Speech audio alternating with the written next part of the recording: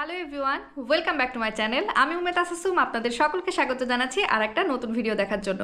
আজকের ভিডিওতে আপনারা দেখতে চলেছেন জিয়ানের বাবা সিঙ্গাপুর থেকে মালয়েশিয়ায় ঠিক কীভাবে গেল। সিঙ্গাপুর এবং মালয়েশিয়ার সকল ভিডিও আপনারা কিন্তু আমার চ্যানেলের প্লেলিস্টে পেয়ে যাবেন। আর হ্যাঁ, যারা এর পরবর্তীতে সিঙ্গাপুর অথবা মালয়েশিয়া ভ্রমণ করতে চান তারা কিন্তু অবশ্যই ভিডিওগুলো দেখে আসতে পারেন, কারণ আপনাদের জন্য রয়েছে ছোটোখাটো অনেক টিপস। তো please do like, comment, share and subscribe to my channel. Thank you. কেমন আছেন সবাই? আজকে 4 তারিখ, এখন সকাল 7:30 বাজে। আজকে আমার সিঙ্গাপুর থেকে কুয়ালালামপুরে ফ্লাইট। তো আমি এখন আমার হোটেলের সামনে দাঁড়ায় আছি, ট্যাক্সি ক্যাব কল করছি, আসলে উঠে যাব। চাঙ্গি এয়ারপোর্টের টার্মিনাল 4 থেকে হচ্ছে আমার ফ্লাইট এয়ার এশিয়াতে 11:30টায়। আর ইন্টারন্যাশনাল ফ্লাইটের ক্ষেত্রে আপনারা জানেন 3 ঘন্টা আগে যেতে হয়। এর অনেক কারণ আছে, ওইখানে ইমিগ্রেশনে অনেক দেরি হতে পারে, বিভিন্ন লাইনে অনেক ঝামেলা থাকতে পারে। এই জন্য বলা হয় 3 ঘন্টা আগে এয়ারপোর্টে উপস্থিত থাকতে। আমি এই কয়েকদিনে বাস এবং এমআরটিতেই যাতায়াত করছি। তো আজকে ট্যাক্সি ক্যাব ডাকার উদ্দেশ্য হচ্ছে এখানে এসে ট্যাক্সি ক্যাবের এক্সপিরিয়েন্সটা নেওয়া হয়নি। আর গ্র্যাবে দেখলাম ভাড়া অনেক কম দেখাচ্ছে, যেহেতু সকালবেলা, এই জন্য আমি ট্যাক্সি ক্যাবই কল করলাম, একটু তাড়াতাড়ি যেন চলে যেতে পারি। ওই যে সামনে ঘোরাচ্ছে, ওইটা হচ্ছে ট্যাক্সি ক্যাব। দেখেন ট্যাক্সি ক্যাবের চেহারা কি। হ্যাঁ, এরা দামি গাড়ি দিয়ে ট্যাক্সি ক্যাব বানায়। এই দেখেন ট্যাক্সি ক্যাব যাচ্ছি এয়ারপোর্টের দিকে। Safety pick please. Oh sure. সকালের দিকে এখানে একটু ট্রাফিক জ্যাম না, আমরা সিগন্যালে থাকি আর কি, 10-20 সেকেন্ড মতো। আমি সিঙ্গাপুর যতই দেখতেছি ততই অবাক হয়ে যাচ্ছি, যতই এক্সপ্লোর করতেছি ততই অবাক করছি যে এত সুন্দর নিয়ম, এত সুন্দর মানে রাস্তাঘাট, দালান কোঠা, তারপরে আইন কানুন। এখানে যদি আপনার মানি ব্যাগটা নিচে পড়েও যায় তবু আপনি আপনার বাসায় এটা ফেরত পেয়ে যাবেন। হ্যাঁ, আমি যে হোটেলে ছিলাম সারা রাত খোলা থাকে, কোনো মানুষ থাকে না, রিসেপশনে কেউ থাকে না, যে যার মতো চেক ইন চেক আউট করতেছে, মানে ওরা ছাড়াই চেক আউট করা সম্ভব। এই যে এদের বাস স্ট্যান্ড, সকালবেলা বাসে করে যাত্রীরা সব যাচ্ছে, সবই নতুন। এখানে পুরনো বলে কোনো কিছু নাই, সবই নতুন, চকচক করে, কোনো একটা গাড়িতে একটা মাত্র দাগ নাই। টার্মিনাল 4 রাস্তায় আমরা ঢুকে গেছি। এই যে এয়ারপোর্টের প্লেনগুলো সব দেখা যাচ্ছে এখানে। দেখেন রাস্তাঘাটগুলো, দেখেন পাশের ফুল গাছগুলো, দেখেন কি সুন্দর ফুল ধরছে, কি দারুণ কালার, পার্পল কালার। রাস্তায় কোনো খোঁজ নাই।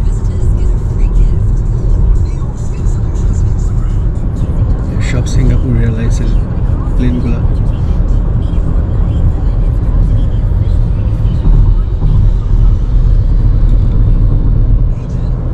স্কুটও আছে।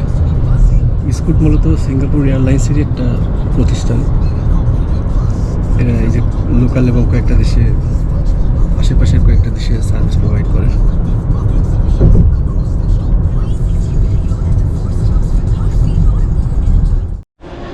আমি পৌঁছাই গেছি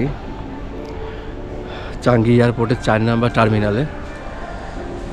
তো একটা জিনিস আমি দেখাবো, সেটা হচ্ছে যে এই যে এয়ারপোর্টের যে বোর্ডিংয়ের যে জায়গাটা, ওই পাশ থেকে এই পাশের দূরত্ব হচ্ছে 2 কিলোমিটার। একটা টার্মিনালের এক পাশ থেকে আর এক পাশের দূরত্ব 2 কিলোমিটার। এটা চিন্তা করতে পারেন? তো 4 নম্বর টার্মিনাল, এরকম তো আরও 3টা টার্মিনাল আরও আছে, মোট মিলে 4টা টার্মিনাল। এই দেখেন কি অবস্থা এদের।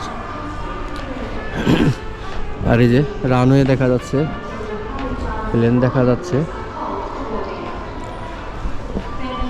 আমার হচ্ছে G8 ব্রিজে বোর্ডিং হবে সুন্দর করে।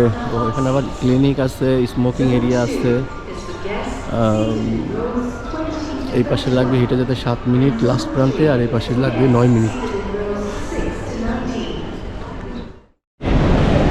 সিঙ্গাপুর থেকে মালয়েশিয়া চলে আসলাম, মাত্র 1 ঘন্টার ফ্লাইট এয়ার এশিয়াতে। তো মালয়েশিয়াতে আসার পরে ইমিগ্রেশন থেকে আমাকে কোনো কিছু জিজ্ঞাসা করে নাই, পাসপোর্ট দিয়ে দিলাম, এয়ার টিকিট, হোটেল বুকিং সব কিছুই দিয়ে দিলাম। তিনি চেক করলেন একদম, মানে 1 মিনিটের মধ্যে তিনি আমাকে ছেড়ে দিলেন আর কি।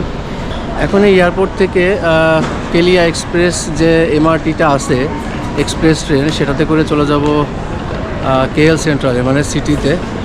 ওইখান থেকে তারপরে আমি আমার হোটেলে চলে যাব। তো এই যে হচ্ছে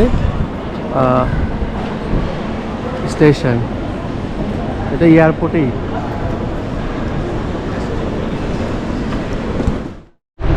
আমি উঠে গেছি কেলিয়া এক্সপ্রেস।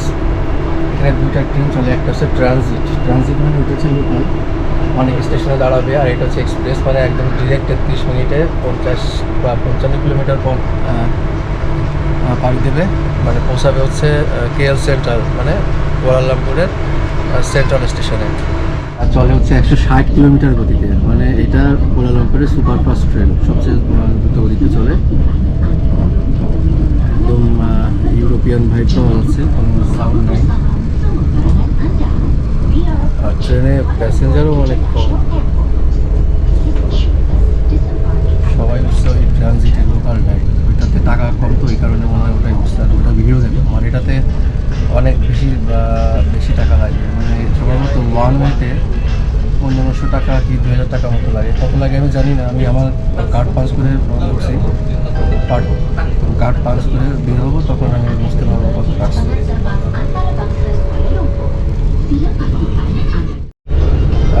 মালয়েশিয়া এয়ারপোর্ট থেকে এই কেলিয়া এক্সপ্রেস, এই সুপারফাস্ট ট্রেনের ভ্রমণ অভিজ্ঞতা আসলে অনেক ভালো, একদম স্মুথ। মানে যারা ক্লান্তিকর জার্নি করে আসে তারা আধা ঘন্টার মধ্যে শহরে পৌঁছানোর জন্য এটা খুব বেস্ট অপশন। তবে ভাড়া অবশ্যই এটাতে বেশি। আর এই ট্রেনে বসে যে ভিউটা পাওয়া যাচ্ছে সেটাও খুব অসাধারণ। এতক্ষণ গ্রাম টাইপের ছিল আর কি, এখন বেশ শহরের মধ্যে ঢুকে গেছে মনে হচ্ছে। এই যে এরকম, এই যে এমআরটি আছে,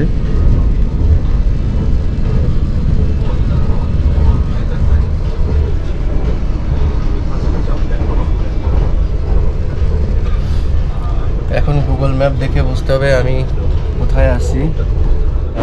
আমি চলে আসছি কেলিয়া এক্সপ্রেসে করে কেএল সেন্ট্রাল স্টেশনে।